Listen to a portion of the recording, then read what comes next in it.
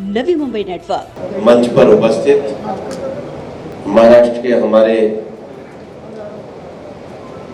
यशस्वी पूर्व मुख्यमंत्री, प्रतिपक्ष के नेता, भारतीय जनता पार्टी के वरिष्ठ नेता सम्मान्य देवेंद्र जी,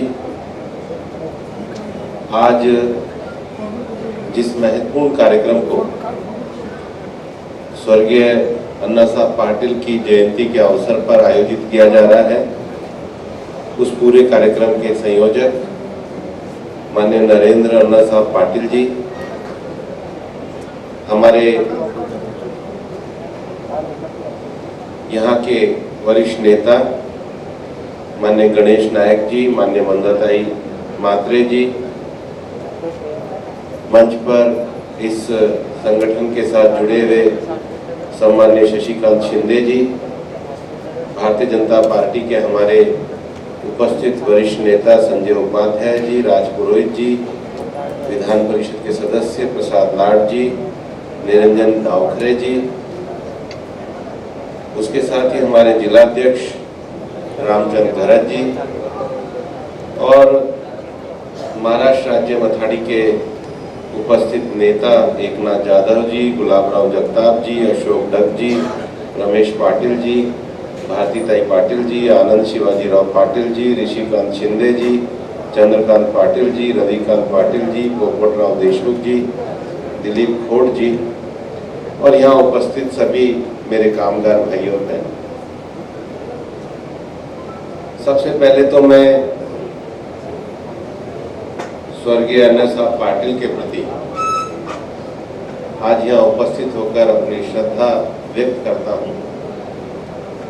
और ये श्रद्धा व्यक्त करते हुए मैं देवेंद्र जी को एक बात का विशेष रूप से धन्यवाद दूंगा कि जब माननीय देवेंद्र जी का फोन आया तो उन्होंने कहा मेरे को कि आपको आने के बाद एक ऐसे व्यक्तित्व के दर्शन होंगे कि जिन्होंने जमीन से जुड़कर असंगठित श्रमिक के लिए कितना बड़ा काम किया है, आज मुझे देखने का सौभाग्य प्राप्त हुआ है। मैं आपको धन्यवाद देता हूँ। और इस संगठन को चलते हुए आज 50 साल से ज्यादा हो गए हैं। अन्ना साहब को भी 1982 में, आज 40 साल हो गए हैं। लेकिन सबसे बड़ी बात है कि 50 साल पहले भी जो उन्होंने असंगठित क्षेत्र का जो ये संगठन खड़ा किया, उसको खड़ा करते समय कितनी कंस्ट्रक्टिव और सृजनात्मक भावना उनकी होगी कि केवल यूनियन के लिए नहीं चलाई, यूनियन में कोऑपरेटिव कैसे चले उसकी चिंता करी, यूनियन में क्रीड़ा खेलकूद का भाव हो उसके संगठन की चिंता करी, यूनियन के अंदर ग्रामीण विकास कैसे हो उसकी चिंता करी, यूनियन में सामाजिक रूप से लोग इकट्ठे हो तो सामाजिक संगठन बनाने का काम किया और अपने आप में कितना ज्यादा हम आत्मनिर्भर हो सकते हैं उसके लिए नागरिक बैंक पथमेड़ी की स्थापना भी करी। ये बहुत बड़ा विजनरी व्यक्ति ही खड़ा कर सकता है। और अन्ना साहिब को जो इस कार्यक्रम में मुझे बुलाया, मुझे लगता है कि यूनियन की परिकल्पना और यूनियन को चलाने की भावना, इससे मेरे को बहुत कुछ सीखने का अवसर मिला है। बहुत सारे विषय यहाँ पर रखे गए।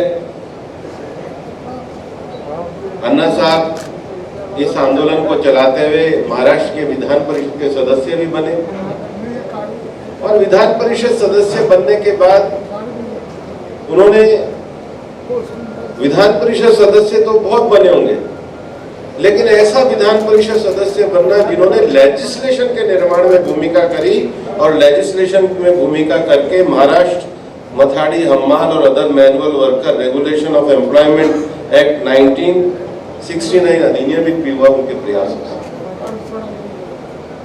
हम सबसे पहले अगर उनको अपनी आज नमन करते हैं तो हम इस बात के लिए नमन करते हैं कि एक मूवमेंट को खड़ा करना और मूवमेंट को सामाजिक न्याय के लिए आगे लेकर के जाना, ये बहुत बड़ा काम कि अपने जीवन में किया। और मेरे को लगता है कि उनका ये सम्मान केवल महाराष्ट्र में नहीं देश भर में भी होना चाहिए और निश्चित रूप से उनसे आगे जाना चाहिए। मैं कुछ विषय हमारी सरकार के भी यहाँ पर कहना चाहता हूँ।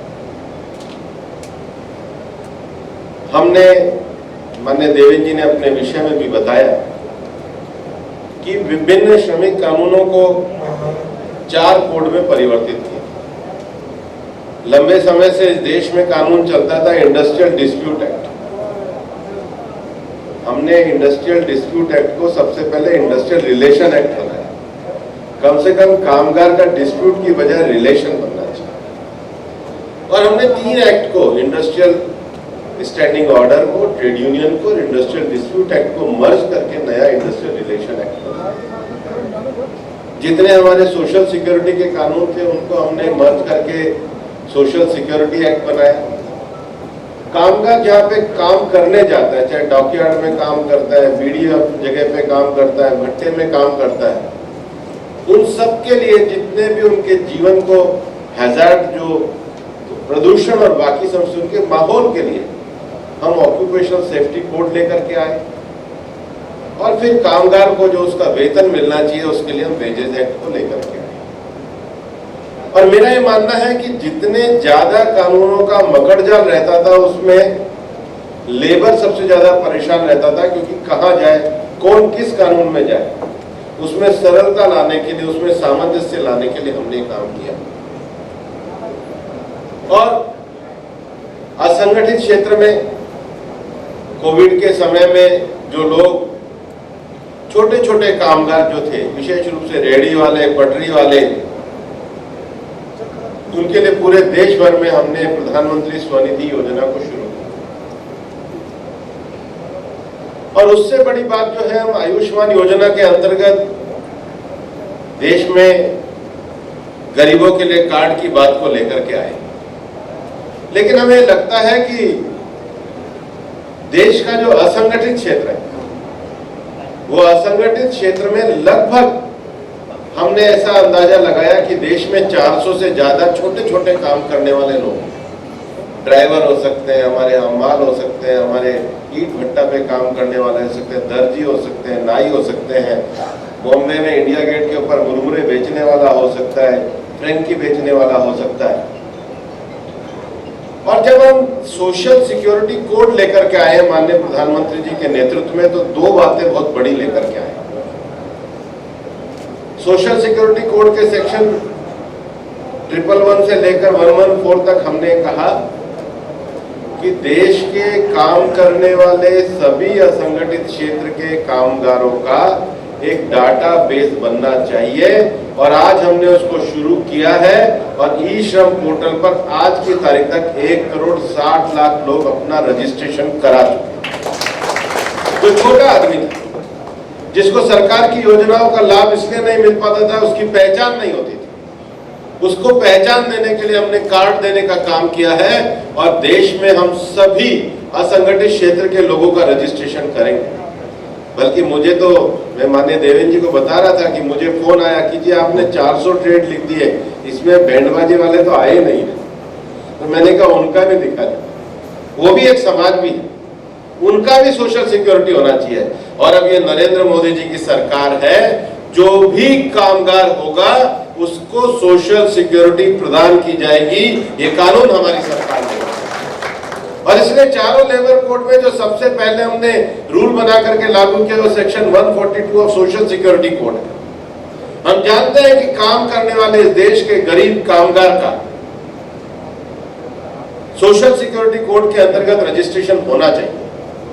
और इसलिए मैं आज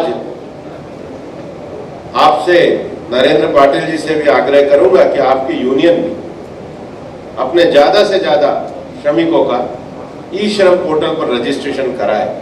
क्योंकि हमने नारा दिया कि जिनकी मेहनत देश का आधार, अब सपना हुआ उनका साकार, छूटेगा नहीं कोई कामगार और योजनाएं पहुंचेगी सबके पास। और ये तभी पहुंच सकती है जब हम इनका रजिस्ट्रेशन कराएं, ई श्रम पोर्टल में प्रधानमंत्री जी के सपने को पूरा करें। दूसरा विषय जो अभी नरेंद्र पाटिल जी ने भी अपने भाषण में कहा, बाद में उसके कुछ विषयों को हमारे शशिकांत शिंदे जी ने भी रखा। मैं सबसे पहले तो ये आपको कहना चाहूंगा कि आपकी मथाड़ी कामगार यूनियन मुझसे समय तय करके दिल्ली आए और हम विस्तार के साथ आपके सारे विषयों पर खुले मन से चर्चा करेंगे और उसका समाधान करने का पूरा विषय करेंगे। माननीय देवेंद्र जी ने जिन विषयों को हमारे सामने छोटी जो इरेगुलरिटी के विषय है उनको रखा है, इनकम टैक्स के उसको भी हम पूरा करेंगे। और जब आप आएंगे तो आपको जाने की जरूरत नहीं पड़ेगी, हम रेल विभाग के भी संबंधित अधिकारियों को बुलाकर वहीं श्रम मंत्रालय में समस्या का समाधान करेंगे। मैं आपको ये बताना चाहता हूं कि ई श्रम पोर्टल के साथ हम दो बड़े विषयों पे काम कर रहे हैं। दो बड़े विषयों पर इसलिए मैं कह रहा हूं कि हमारे देश में अभी तक जो हमारे प्रवासी मजदूर रहते थे उनकी कार्य स्थिति का, वो कहां से आते हैं, और प्रवासी मजदूर केवल अंतरराज्य नहीं आते। कभी अन्ना साहब भी सतारा से आए होंगे, एक किसान परिवार में जन्म लेकर के आए होंगे, लेकिन सब तो अन्ना साहब की तरह संघर्षशील और विजनरी नहीं हो सकते और बाद में अपने क्षेत्र में, अपने गांव में वापस भी जाते हैं। तो भारत सरकार ने प्रधानमंत्री नरेंद्र मोदी जी के नेतृत्व में पहली बार जितने भी प्रवासी मजदूर हैं, श्रम मंत्रालय के लेबर ब्यूरो के द्वारा उसका सर्वेक्षण करा के नीति बनाने को तय किया है और यह सर्वेक्षण प्रारंभ हो चुका है। दूसरा, हमारे यहाँ जो घरेलू कामगार, उनकी भी स्थिति, उनकी भी सामाजिक सुरक्षा, उनके भी विषयों को लेकर ये लेबर ब्यूरो के द्वारा एक सर्वे को भारत सरकार ने हमें मान्यता प्रदान करी और उसको भी हम प्रारंभ करने वाले हैं। पर तीसरा जो एक बड़ा विषय अब हमारे देश के अंतर्गत है, जैसे हमारा कभी नवी मुंबई में एक बार पहले मंदाताई मिला था तो बता रहे थे कि आज के 40-50 साल पहले तो ऐसा था नहीं, लोग नमक का काम करते थे। बाद में शहर बना तो रोजगार बदल गए, नए नए क्षेत्र आ गए। तो हमारे देश में जो सर्वे अभी तक होता था, वो सर्वे हमारे यहाँ ऐसा हम लोग लेबर का करते थे कि ये कार्यबल है और इनको रोजगार चाहिए, जो हम हर तिमाही करते हैं। पहली बार हमने ऐसा सर्वे किया है जो इंस्टीट्यूशन बेस्ड किया कि अब देश में अगर कंस्ट्रक्शन बढ़ रहा है तो यहां पर कितने कामगारों के काम की आवश्यकता है, अगर हॉस्पिटलिटी क्षेत्र बढ़ रहा है तो वहां पर कितने कामगारों की आवश्यकता है, अगर एजुकेशन सेक्टर बढ़ रहा है तो वहां पर कितने कामगारों की आवश्यकता है, कुशल और अकुशल दोनों। और इसलिए हमने इसको कहा है AQEES, all India quarterly establishment based employment survey, AQEES, all India quarterly establishment based employment survey. तो देश की सरकार ये बताने में समर्थ रहेगी कि इस इंस्टीट्यूशन में इतने लोगों की आवश्यकता है। जैसे हम सोचेंगे ड्राइवर, तो हमें लगेगा कि ड्राइवर केवल ट्रांसपोर्ट में चाहिए, जबकि ऐसा नहीं है। एजुकेशन इंस्टीट्यूशन खोलेंगे, वहां भी ड्राइवर होंगे, मेडिकल कॉलेज खोलेंगे, वहां एम्बुलेंस के ड्राइवर होंगे, सर्विस सेक्टर बीपीओ खोलेंगे तो वहां लाने ले जाने वाले ड्राइवर होंगे। ऐसे जो रोजगार का इंस्टीट्यूशन बेस्ड सर्वे का जो विषय है, और मुझे ये बताते हुए खुशी भी है कि भारत सरकार इस महीने के अंत में पहला एक्विस सर्वे को लोगों के सामने भी देने जा रही है। ये मोदी जी की परिकल्पना देश के रोजगार को लेकर है और हम इसके माध्यम से देश के रोजगार क्षेत्र को बढ़ाने का जो माननीय प्रधानमंत्री जी का सपना है, उसको पूरा करने के लिए प्रतिबद्ध है। और दूसरा विषय मेरा मानना है, हमने बहुत ज्यादा सफलता पाई है बाल श्रम को रोकने, और बाल श्रम के विषय में हम उसको व्यापक तरीके से रोकने में सफल हुए हैं और हम पूरी तरीके से अपने मंत्रालय के द्वारा अभियान चलाकर बाल श्रम को रोकने में पूरी तरीके से प्रतिबद्ध हैं।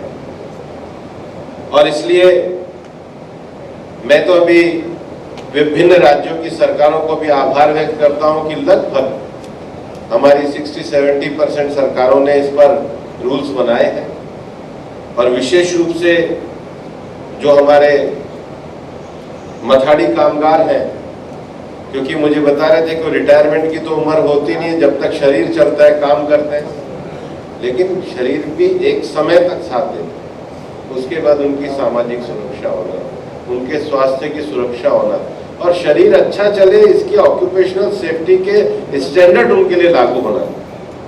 तो ये सारे विषय, कंस्ट्रक्शन साइट पे काम करें, रेलवे स्टेशन पे काम करें, फैक्ट्री में काम करें, सबसे ज़्यादा मुझे जहाँ होती है और मैं व्यक्तिगत रूप से भी जुड़ा रहता हूँ, माइंस के क्षेत्र में जो काम करते हैं वो तो बहुत नीचे तक जाते हैं। कोयले वगैरह की माइंस में मैं जब मजदूरों से मिलता हूँ, देखता हूँ, तो उनके सुरक्षित कार्यस्थल बने।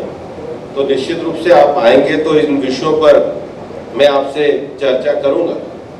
और वैसे भी मैंने जिस दिन लेबर मिनिस्टर बना उस दिन मैंने देश की सारी मजदूर यूनियनों को एक बात कही है, हर शुक्रवार को बिना अपॉइंटमेंट के देश की कोई भी यूनियन आती है, हम उसको मिलते हैं, क्योंकि हमारा ये मानना है कि मोदी जी का सबसे पहला लक्ष्य है देश के गरीब आदमी का कल्याण करना। हम इंडस्ट्रियल रिलेशन को मजबूती के साथ करना चाहते हैं और निश्चित रूप से हम अपने प्रयासों के द्वारा आने वाले समय में देश के सभी कामगारों के लिए सुरक्षित और सम्मानित जीवन की व्यवस्था करेंगे। आज मैं वापस से एक बार हृदय से स्वर्गीय अन्ना साहब पाटिल जी के प्रयासों को सादर नमन करता हूं, श्रद्धांजलि अर्पित करता हूं और आपके बीच में जो आपने मुझे अवसर दिया उसके लिए मुझे शायद सही शब्द होगा, मी तुमचा आभारी आहे।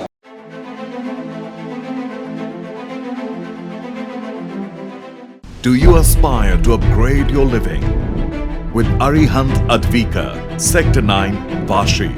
Upgrade to iconic residential tower